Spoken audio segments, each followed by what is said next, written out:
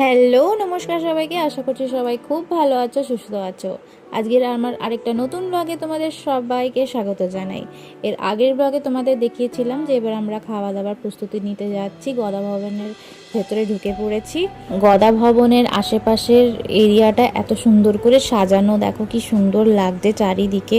পরিবেশ এত সুন্দর, এত মনোরম, কি বলবো। এই দিকটা যে এত সুন্দর জায়গা আছে সেটা আমরা জানি না, নইলে এখানে দুটো তিনটে পার্ক আছে, পার্কের সামনেটাই এসে বসতাম। ওর বাবা একটু জিজ্ঞেস করতে গেল যে এখানেই খাওয়া দাওয়া হয় কি না। চলুন তাহলে যাই, এবার গদা ভবনের ভেতরে ঢুকি।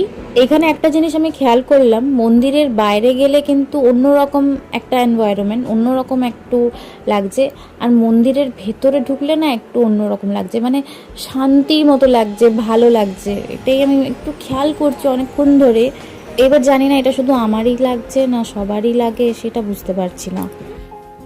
বা এখানে কি সুন্দর একটা জায়গা আছে দেখেন, আগে জানলে এখানে এসেই বসতাম। একটা ফাউন্টেনে রয়েছে, সবাই এখানে এসে বিশ্রাম করছে। অবশ্য সেই দিকটা যেখানে আমরা বসেছিলাম সেখানেও খুব সুন্দর হাওয়া দিচ্ছিল, কিন্তু এখানেও বেশ সুন্দর জায়গা। বলছি তাও এতদিন গরম করছিল।